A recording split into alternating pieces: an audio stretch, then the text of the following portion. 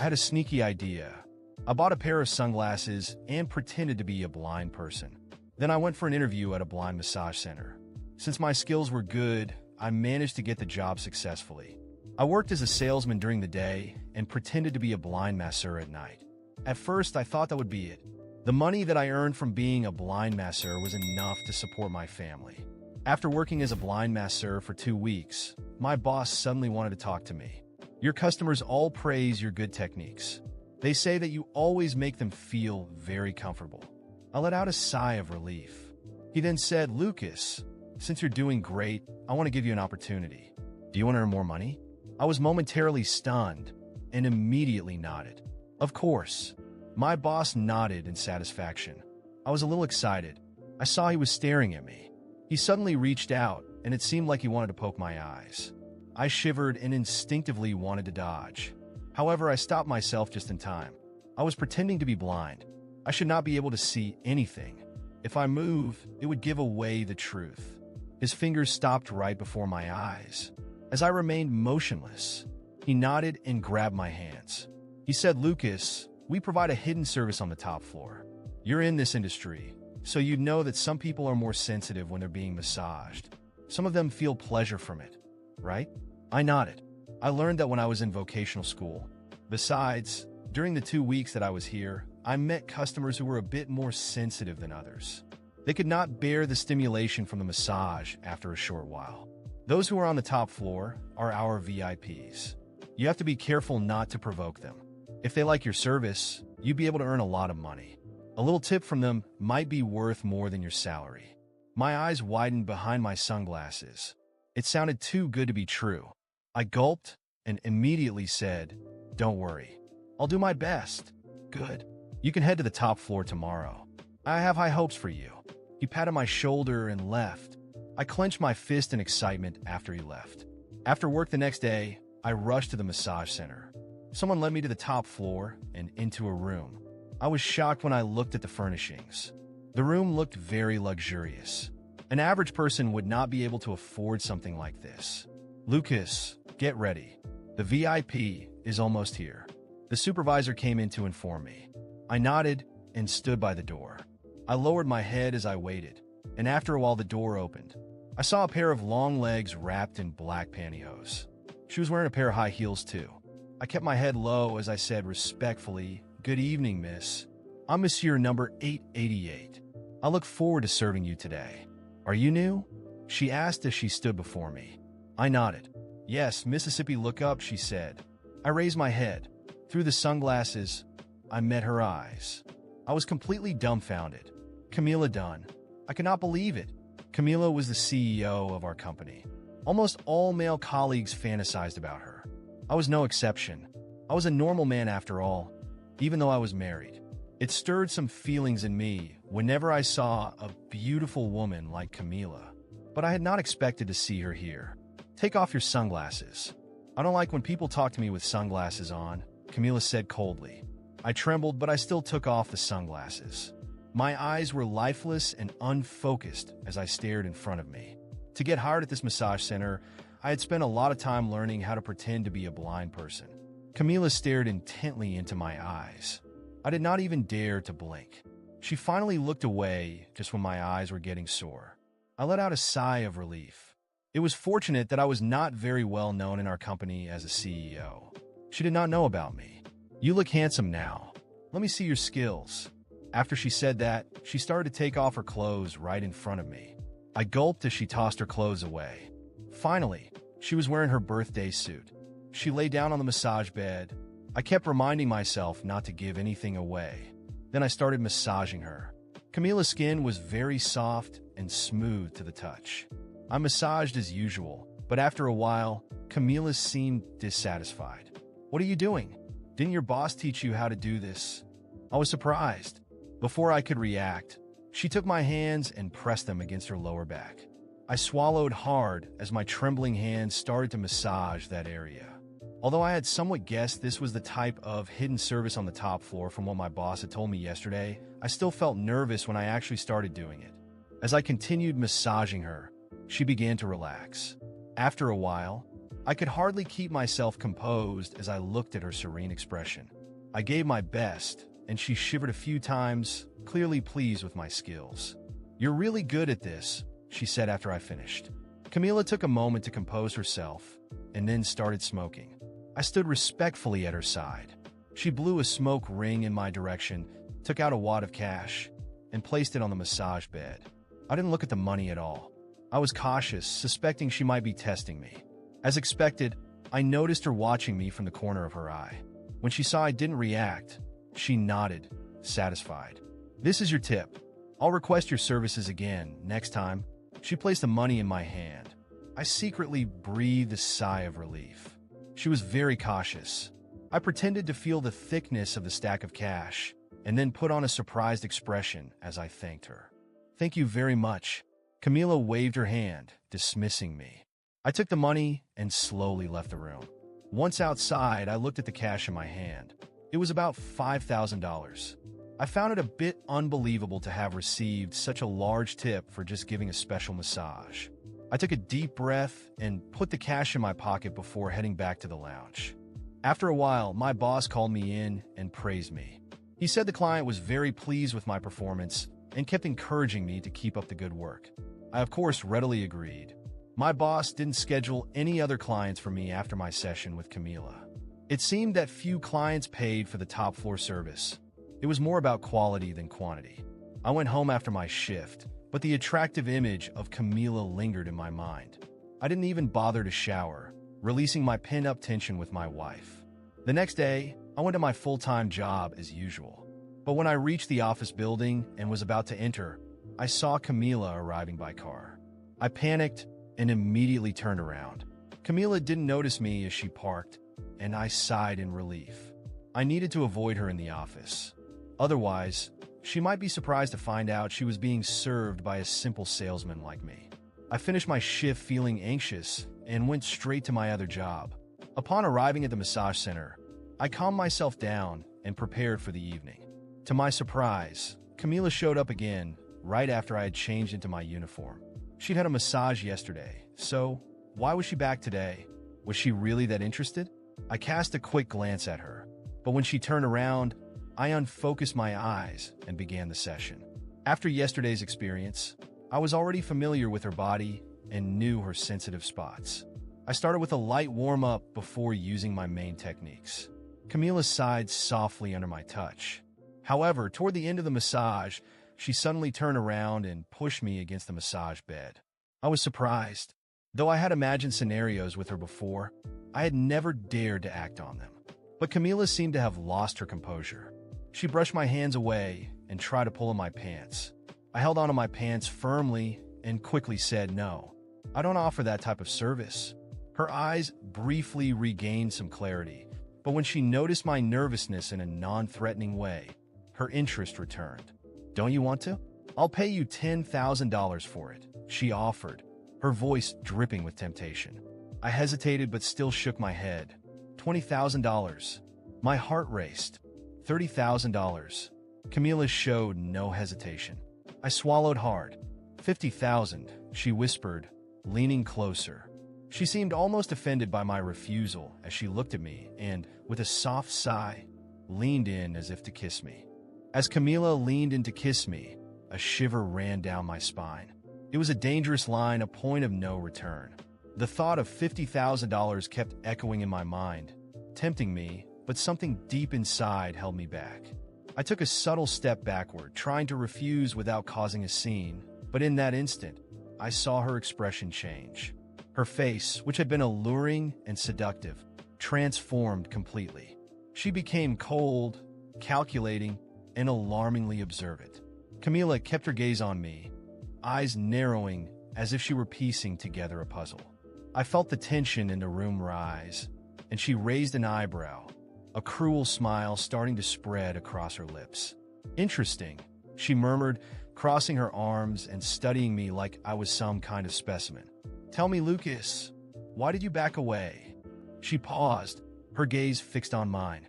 Or better yet, how did you know I was so close? That was when panic set in. I could feel my face flush as my stomach dropped, realizing I had just betrayed my disguise. She was one step away from putting everything together, and I struggled to keep my expression neutral. I could feel cold sweat beading on my back.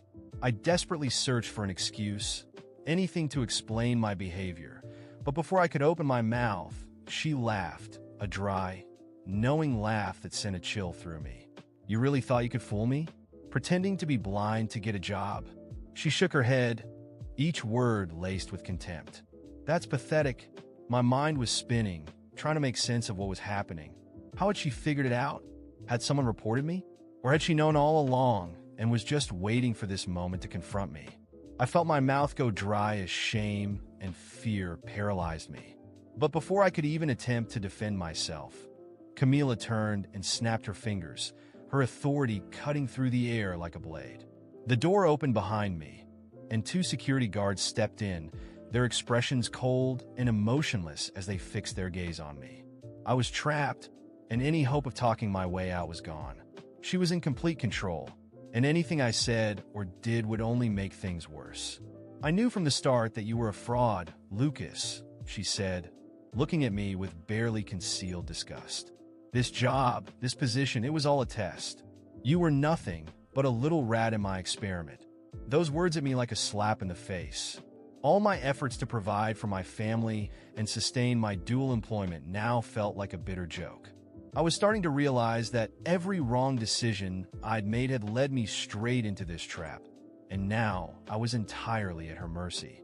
Camila took a step closer, relishing my expression of defeat, her gaze filled with disdain. She looked me over as if I were a broken toy, something she could discard at will. With a casual gesture, she signaled for the guards to take hold of me. One of them gripped my arm firmly, while the other positioned himself to block any escape. I was completely cornered. "You know, Lucas," Camila continued, her voice laced with scorn, "there's nothing more despicable than a liar who thinks he can get away with it. Did you really believe you could pretend to be blind and I, of all people, wouldn't notice?"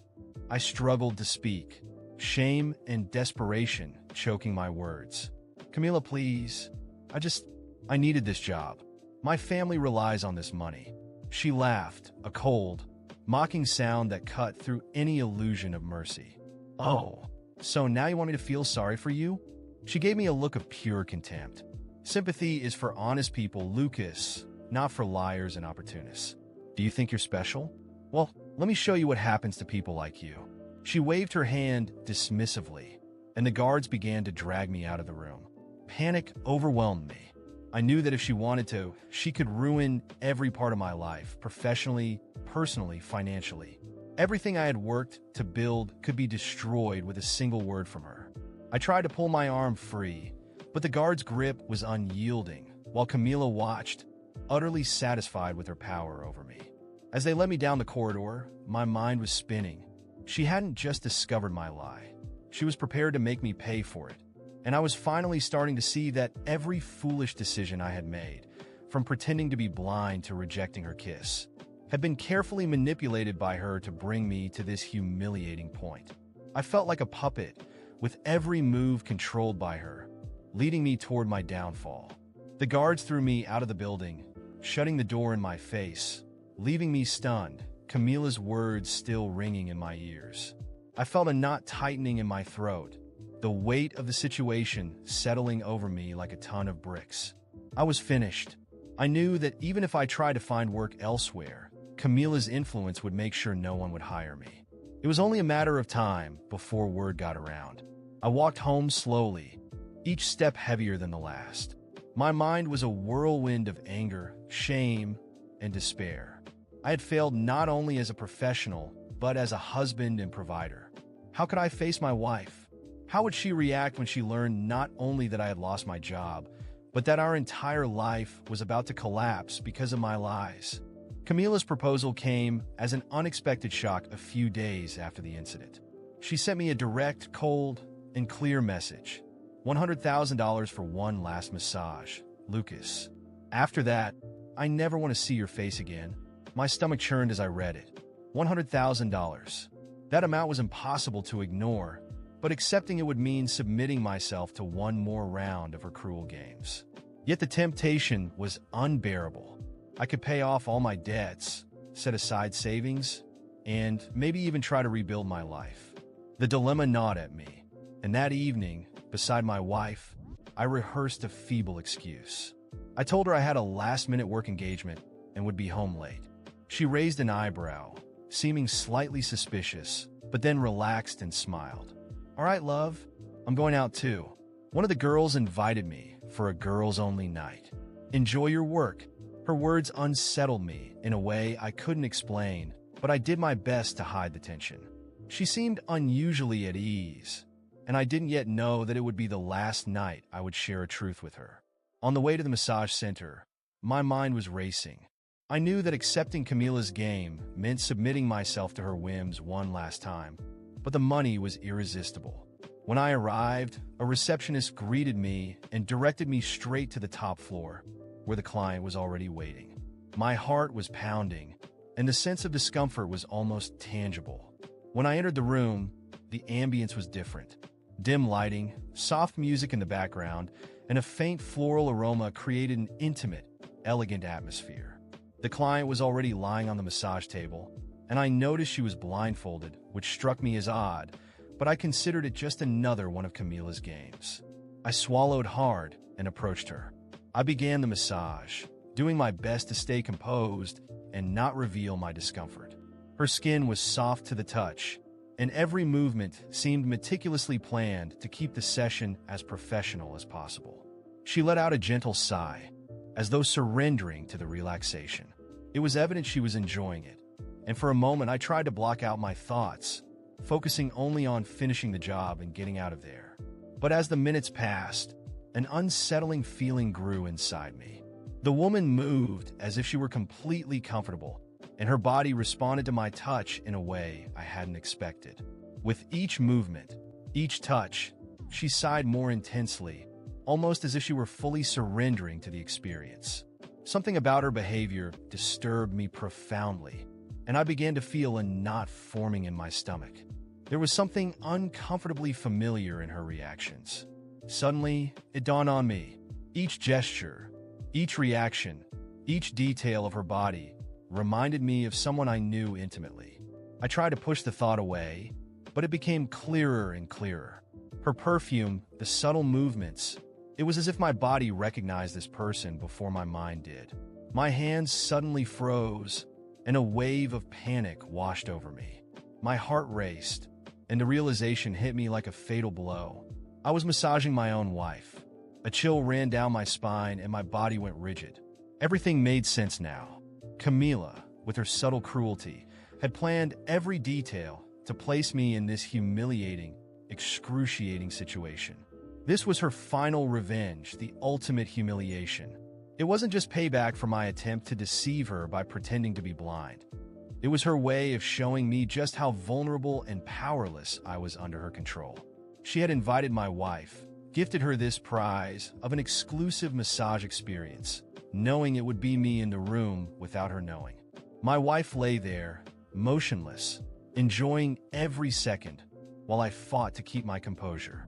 The irony of the situation hit me like a slap in the face.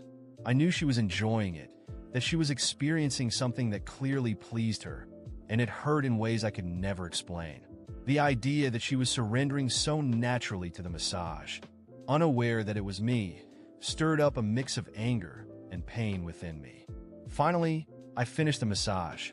My heart was pounding, and every fiber of my being screamed to get out of that room as quickly as possible.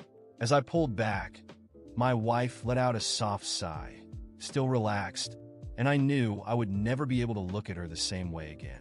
I left the room feeling like a complete fool, as though every wrong decision I had made had led me straight to rock bottom, all because of Camila's cunning manipulation.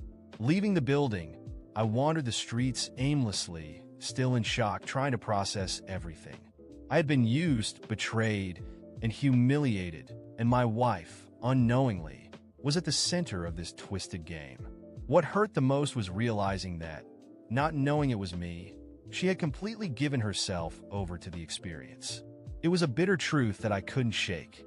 Later, at home, I sat on the couch, drowning in heavy silence. After a while, My wife came home, smiling, as if returning from a light, fun night out. She avoided making eye contact and casually offered an excuse about where she'd been, unaware that I knew everything. That was the last straw for me. I realized that the marriage I had fought so hard to maintain was already in ruins.